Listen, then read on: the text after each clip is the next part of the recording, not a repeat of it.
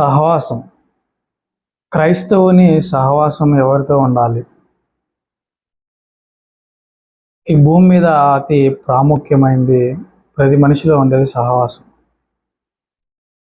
అయితే క్రైస్తవులుగా మనము ఎవరితో సహవాసం ఉండాలి అంటే, మన సొంత మాటలు కాక దేవుని గ్రంథంలోంచి దేవుడు తన పిల్లలు ఎవరితో సహవాసం కలిగి ఉండాలనుకుంటున్నాడో మనం బైబిల్ గ్రంథంలోంచి పరిశీలించి దేవుని మాటల్లో మనము ధ్యానిద్దాం.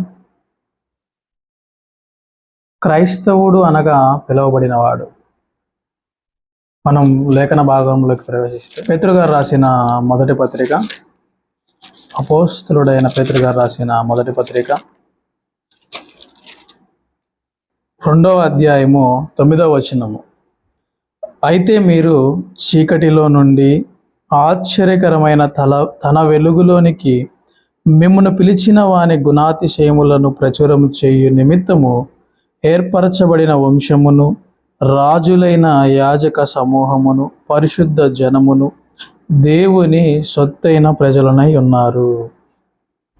యేసుక్రీస్తు ప్రభు రక్తం ద్వారా మనం పరిశుద్ధపరచబడి చీకటిలో నుంచి మనము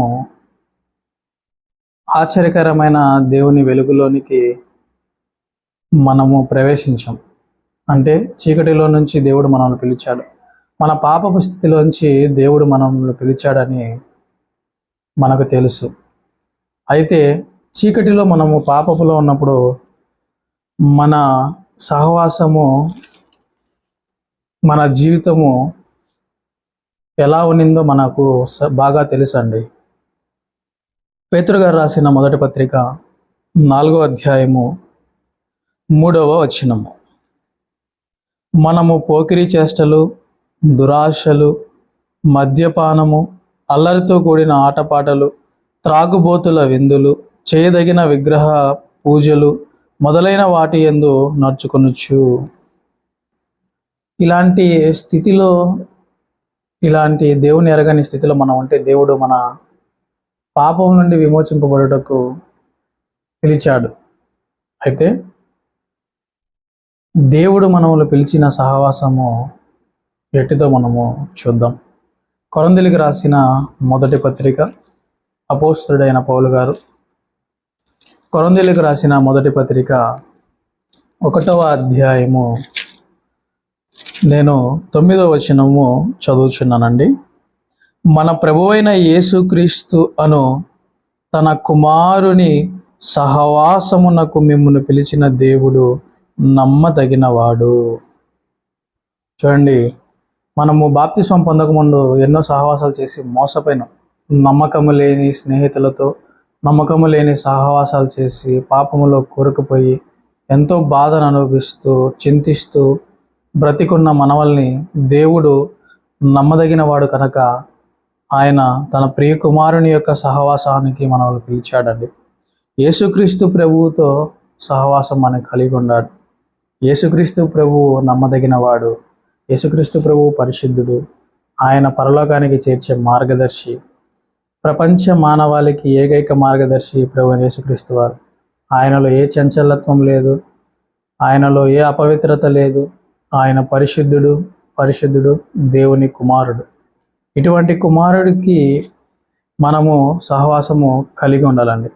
దేవుని కుమారుడితో మనము సహవాసం కలిగి ఉండాలి. అందుకే దేవుడు మనల్ని పిలిచాడు. అయితే మనం ఏర్పరచబడి దేవుని కుమారుడి సహవాసానికి మనము వచ్చి ఉండి కూడా కొంతమంది దుష్ట సాంగత్యము చేస్తూ ఉంటారండి. మనం చూడగలిగితే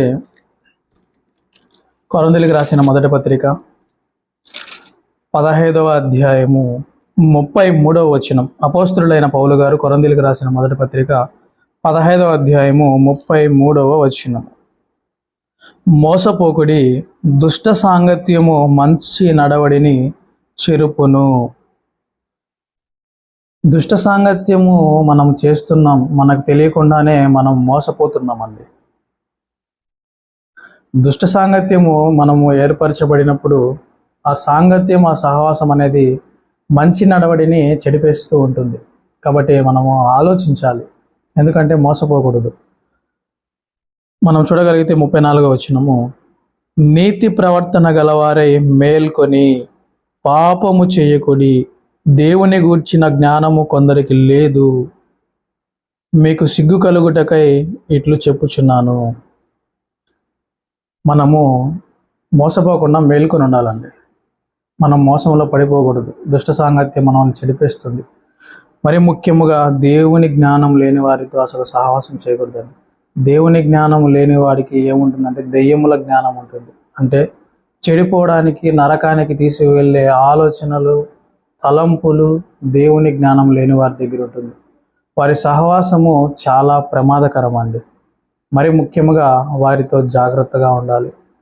వారి చెడులో ఉన్నప్పుడు వారిని రక్షించుటకు మనము దేవుని వాక్యం ద్వారా సిద్ధపడాలి. మనము ఇహలోక మాలిన్యమును అంటించుకోకూడదు. మనం పాపంలో పడిపోకూడదు. ఒకసారి వెలిగింపబడిన వారము మనము మళ్ళీ చీకటిలోకి వెళ్ళకూడదు.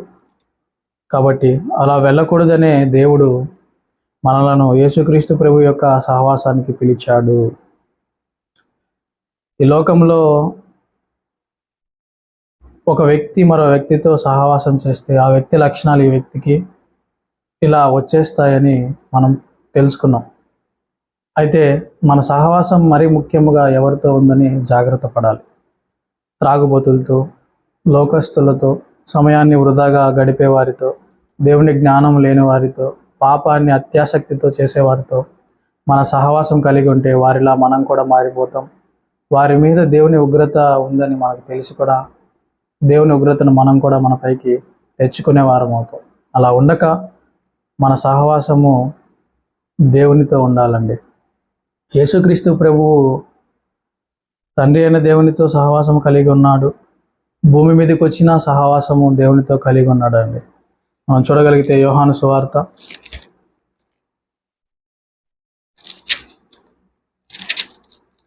17వ అధ్యాయము, యోహాను సువార్త 17వ అధ్యాయము 20-21 వచనం చదువుతున్నాను చూడండి.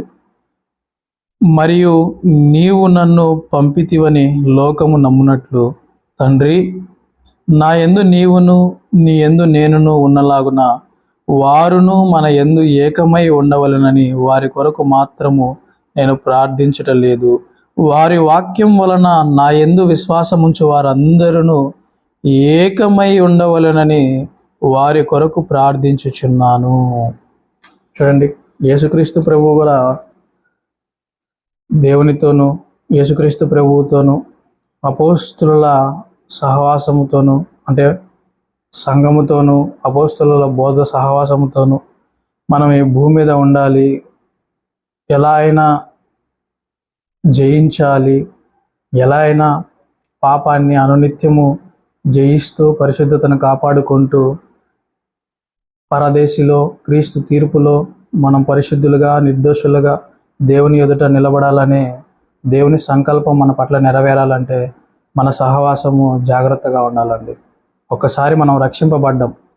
పాప క్షమాపణ నిమిత్తము ప్రతివాడు యేసుక్రీస్తు ప్రభువు నామమున బాప్తిస్మం పొంది రక్షింపబడి సంఘ సహవాసానికి, సంఘములో క్రీస్తు సంఘములో చేరబడిన ప్రతి వ్యక్తి దేవునితోనే సహవాసం కలిగి ఉండాలి.